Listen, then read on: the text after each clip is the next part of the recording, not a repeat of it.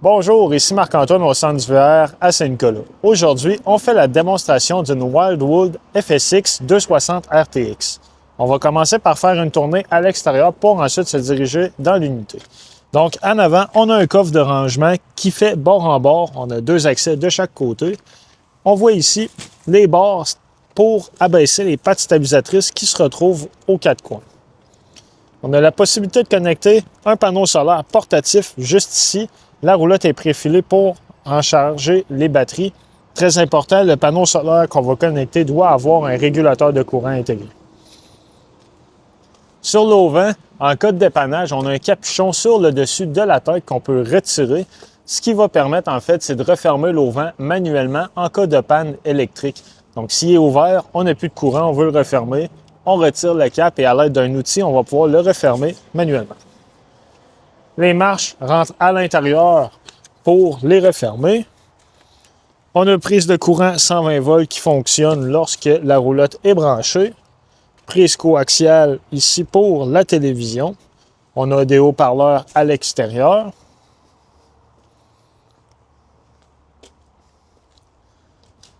À l'arrière, puisqu'on a une roulotte qui est de type cargo, on a des rampes qu'on peut abaisser au sol pour charger un véhicule supplémentaire. Lorsqu'on veut complètement mettre au sol, on va simplement retirer la goupille ici pour détacher le câble. On va être capable de l'abaisser au sol. Dans cette position-là, on a une terrasse avec des quarts de gare qui se déploient. Donc, lorsqu'on veut les refermer, on va simplement replier la garde comme ça ici. On va s'assurer de pousser à l'intérieur les roues, les barrures et on va être dans la mesure de remonter notre panneau au complet.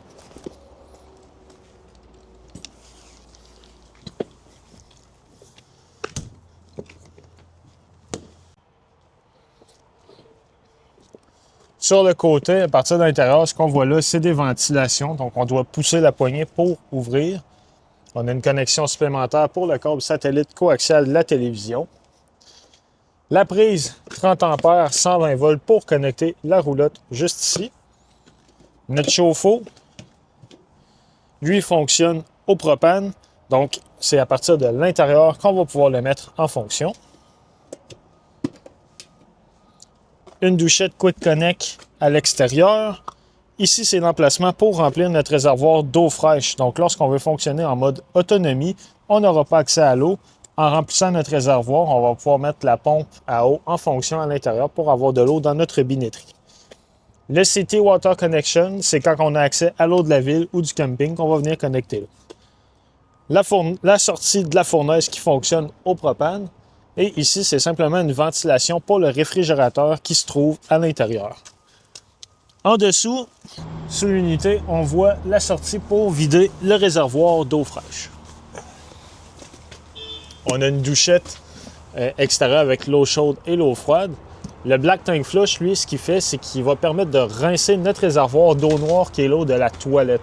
Donc, quand on commence à avoir des mauvaises odeurs qui s'accumulent, ce qu'on fait, c'est qu'on va connecter l'eau ici, on ouvre l'eau et à l'aide de jet, ça va dissoudre les solides.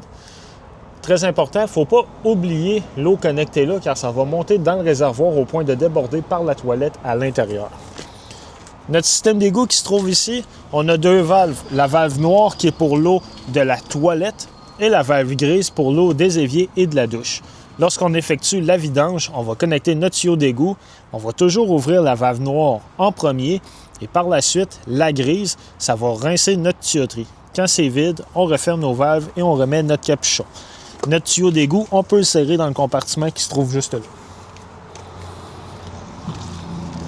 Le second accès au coffre de rangement, ce qu'on voit ici, c'est le fil qui est fourni avec la roulotte pour la connecter. En avant, on a une patte électrique, un interrupteur pour l'éclairage, monté et baissé, l'emplacement pour mettre deux réservoirs de 30 livres de propane et on a deux compartiments pour installer deux batteries 12 volts au besoin. Lorsqu'on connecte la roulotte au véhicule, on a les chaînes. Sur celle-ci, il y a des plaquettes de certification. Elles doivent rester accrochées après les chaînes, c'est ce qui les rend conformes. Si on les trouve bruyantes lorsqu'on roule dans le chemin, on peut les fixer avec une térape ou les taper simplement. Le câble ici doit être attaché indépendamment au véhicule. Lui, ce qu'il va faire, c'est que si jamais on perd notre attelage, il va appliquer les freins d'urgence automatiquement. Et on a la connexion électrique 7 brins qui va servir à faire fonctionner l'éclairage de la roulotte et le système de freinage. On a le coupe-circuit qu'on voit derrière les batteries. Ce qu'il va faire, lui, c'est qu'il va complètement couper le courant 12 volts de l'unité. Donc, lorsqu'on va remiser celle-ci ou qu'on ne s'en sert pas, on peut simplement fermer le couteau pour complètement enlever le courant de l'unité.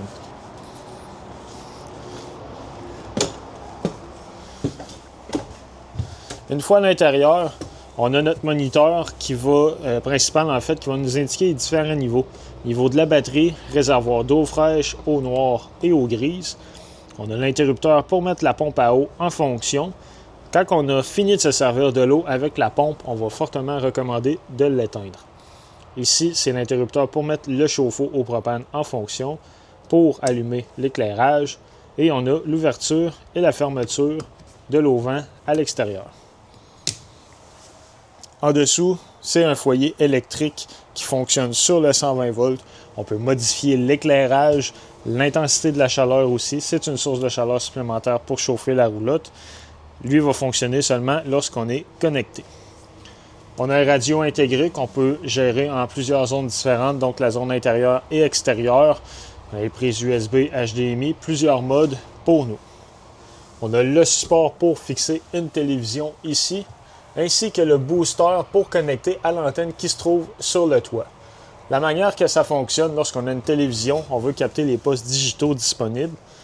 On doit aller dans les paramètres de la télévision, dans la section Channel et effectuer un Channel Scan. L'antenne va détecter s'il y a des postes digitaux de disponibles. Un exemple, au centre du verre, on va capter 3 à 4 postes différents. Cette étape-là est à refaire dès qu'on va se déplacer avec la roulotte et ce pour chaque télévision. Le booster, pour qu'il soit fonctionnel, il doit être allumé au vert comme ici. Dans la salle de bain, on a un évier avec l'eau chaude, l'eau froide, une douche conventionnelle. On a la toilette de l'autre côté qui fonctionne au pied pour flusher. Et au plafond, on a une ventilation pour évacuer l'humidité. Donc, on ouvre la roulette manuellement et on a un bouton pour mettre le fan en fonction. Dans la chambre, on a du rangement des deux côtés du lit, des lumières qu'on peut allumer manuellement avec les boutons au centre, des prises de courant USB 120 volts. Et on a la télévision pour la chambre, donc le même principe, si on veut capter les postes, on doit faire un channel scan.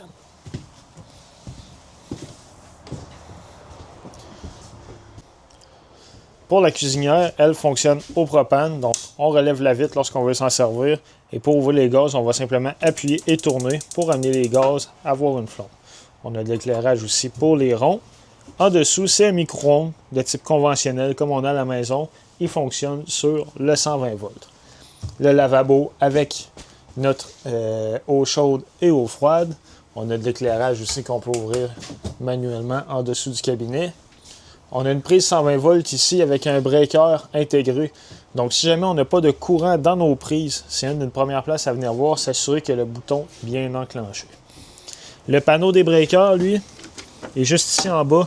Donc, on a la partie qui gère le 120 volts avec les breakers à la gauche et le 12 volts avec les fusibles à la droite. Quand il y en a une qui va être défectueuse, il y a une lumière rouge qui va s'allumer à côté de celle-ci. Ce qu'on voit à la droite, c'est notre détecteur de monoxyde de carbone. Pour l'espace cargo, on a une table pliante, donc en ce moment installée en dinette.